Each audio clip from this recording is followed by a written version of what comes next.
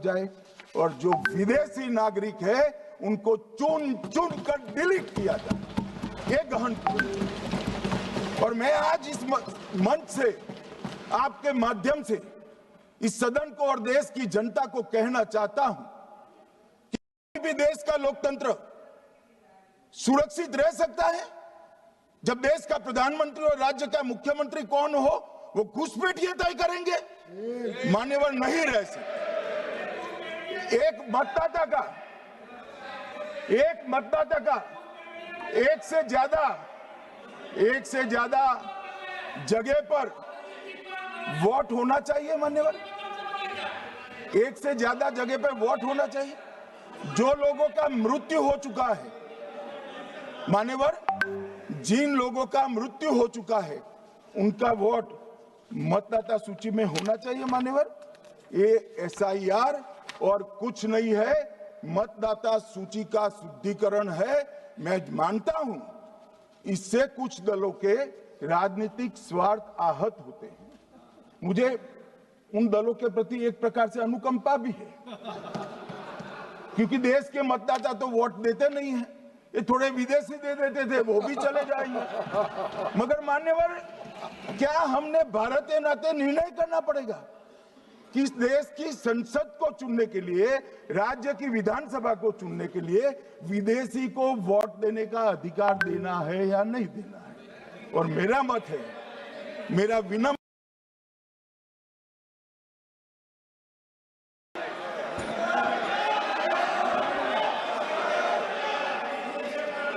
दादा बैठ जाइए प्लीज प्लीज। मान्यवर,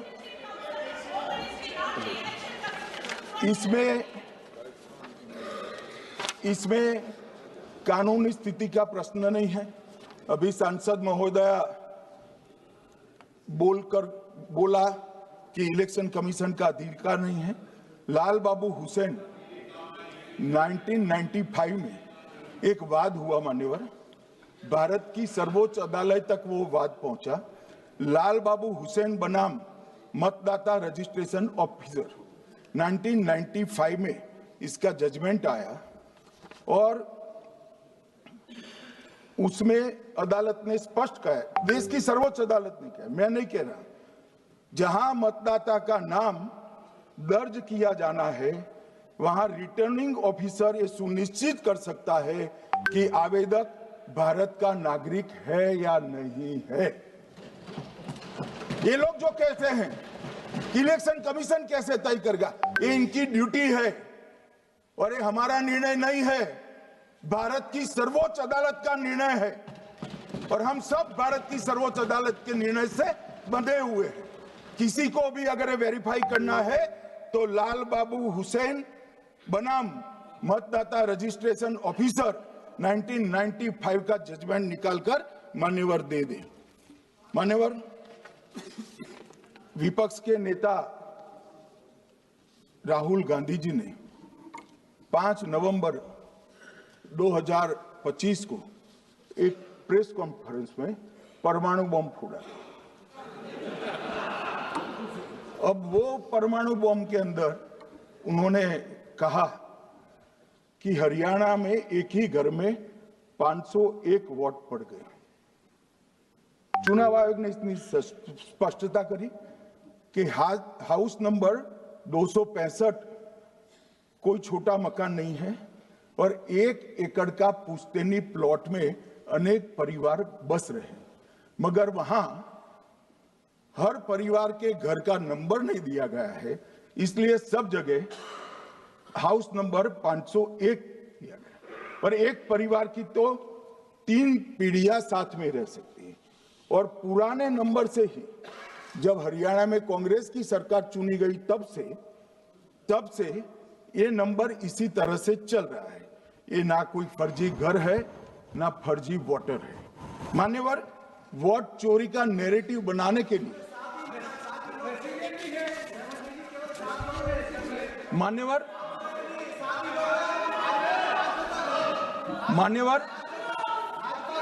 बिहार में भी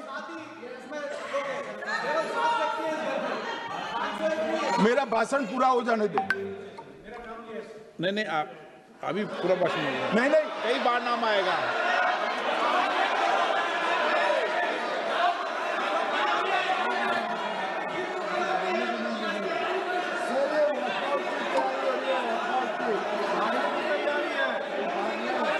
माननीय सदस्य,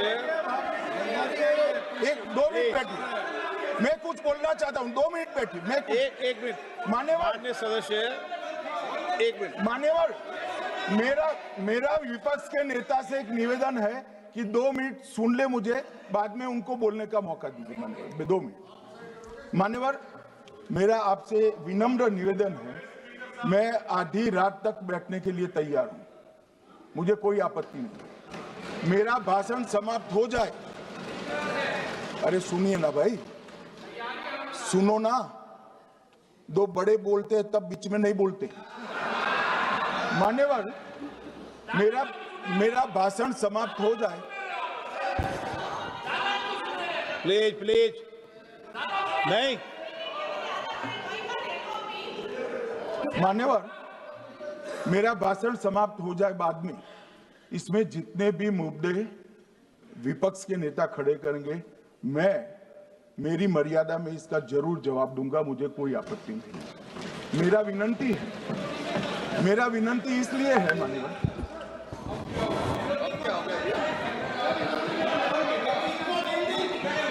एक मिनट, तो उनको पूरी बात करने दें। हाँ हाँ। मान्यवर, मेरा विनंती भी, मान्यवर, नो प्लीज, डिबेट नहीं करते बेटे। मान्यवर, मेरा विनंती इसलिए है कि शायद वो जो मुद्दा खड़ा करना चाहते हैं उसका जवाब मेरे आगे भाषण में आ जाएगा तो मुद्दा ही नहीं बचेगा, इसलिए मैं कह रहा हूं मुझे पूरा सुन लिया जाए। मान्यवर, बिहार में एक मतदाता की उम्र 34 साल बताई, 34 साल की है, इसको 124 साल बताया गया। सच था कि इसमें उम्र 124 बार छपी थी।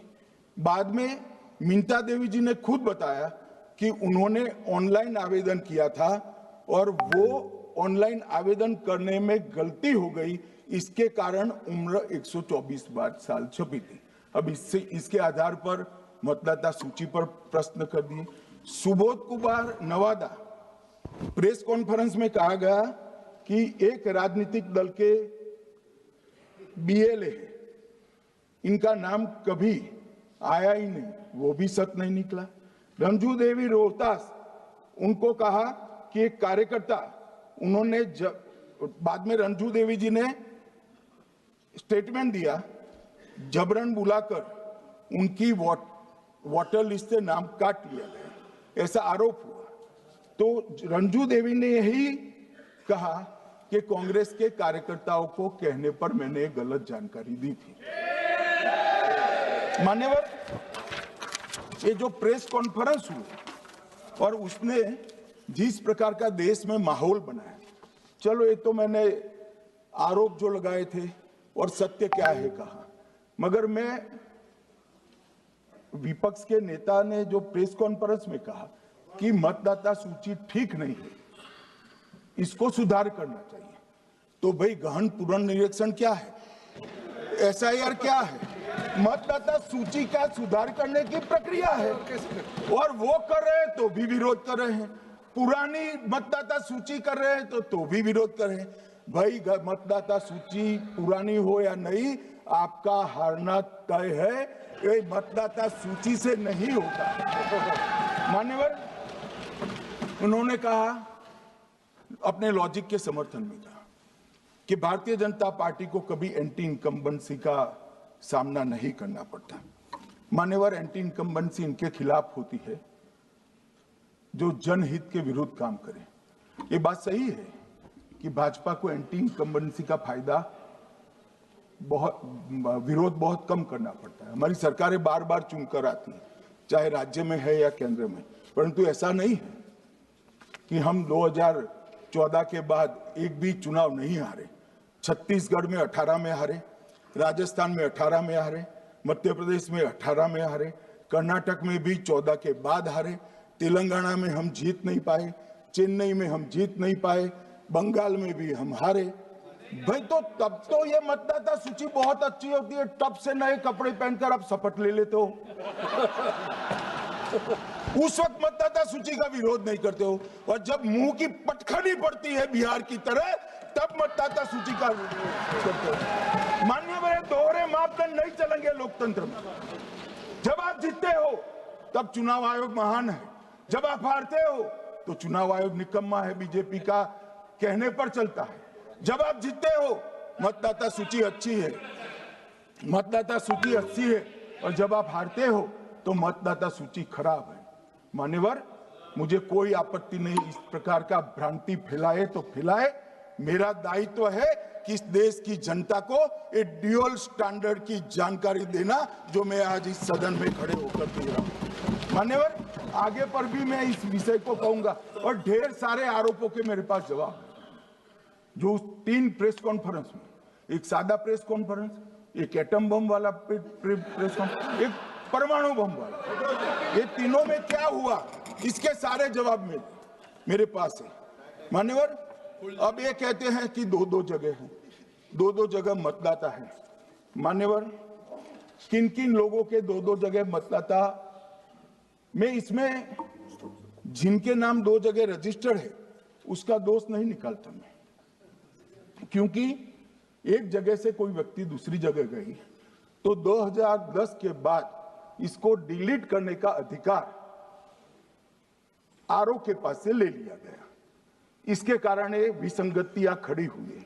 किसके हैं? श्री प्रशांत किशोर जी के 2 जगह मतदाता है, पवन खेरा जी का भी है, तेजस्वी यादव का स्वयं का है, टी सिद्दीकी एनआईसी केरल के नेता का है, मान्यवर संजय सिंह आप पार्टी के नेता के हैं, एक किशोरी पेडनेकर यूबीटी शिवसेना के हैं, इनका भी है। मान्यवर, सामान्य गलतियां हैं, क्योंकि एक नियम आ गया, जिसका जब वोट काटने का जिसका अधिकार है उसको रोक लिया गया, तो आरओ वोट काट नहीं सकता था, इसलिए 2 जगह रह गए। अब वही एक गहन पुनर्निरीक्षण से सुधरना है, मगर आप गहन पुनर्निरीक्षण को वोट चोरी कह रहे हो। मान्यवर, वोट चोरी किसको कहते हैं वो मैं बताना चाहता हूं, और हमारे यहाँ कुछ परिवार ऐसे हैं जो पुश्तैनी वोट चोरी करते हैं। अच्छा, बोलिए आप। हाँ, बोले आप, बोले। हाँ, बोले आप, बोले। स्पीकर सर, मेरा कल एक सवाल था, जो हिंदुस्तान के इतिहास में पहली बार डिसीजन लिया गया कि इलेक्शन कमीशन को, इलेक्शन कमिश्नर्स को फुल, नहीं फुल इम्यूनिटी दी जाएगी। ठीक है, ये है ना, इसका जवाब इसका पीठ में खत्म नहीं किया सर। इसके पीछे जो थिंकिंग थी वो हमें सबसे पहले बताएं। ठीक है। दूसरी बात, नहीं हरियाणा की जहां इन्होंने बात की, इन्होंने एक उदाहरण लिया, वहां पर अनेक उदाहरण हैं। वो भी आपने दिया था ना, 19 वो भी आपने दिया था, इसलिए दिया वो भी। 19 लाख वहां पे फेक लोग, वो उदाहरण आपने दिया था, इसलिए उसका जवाब दिया। और ये भी हमें बता दीजिए, actually let us have a debate on my press conference. Let us go. Let us have very good idea. Let us have a debate on my press conference. Okay. Amit Shah ji, I challenge you to have a debate on the 3 press conferences. Please. ठीक है, बैठ जाइए, बैठ जाइए। माननीय, please माननीय, आपने बात की थी, प्लीज। उत्तर प्रदेश में और हरियाणा में दोनों चुनाव में वोट कैसे दे रहे हैं? प्लीज ये भी जवाब दे दीजिए। माननीय गृह मंत्री जी। मान्यवर, पहली बात मैं स्पष्ट करना चाहता हूं, मैं 30 साल से विधानसभा और संसद में जनप्रतिनिधि के रूप में चुनकर आता हूं। मुझे लंबा अनुभव है संसदीय प्रणाली का। विपक्ष के नेता महोदय कहते हैं कि पहले मेरी बात का आप जवाब दीजिए, मैं सुनना चाहता हूं। आपकी मुनसफी से संसद नहीं चलेगी, मेरे आप बोलने का क्रम मैं तय करूंगा, इस तरह से नहीं चलेगी संसद। मान्यवर, उनको धैर्य रखना चाहिए, उनको धैर्य रखना चाहिए मेरा जवाब सुनने का। इनकी एक एक बात का जवाब मैं दूंगा, मगर मेरे भाषण का क्रम वो तय नहीं कर सकते। मैं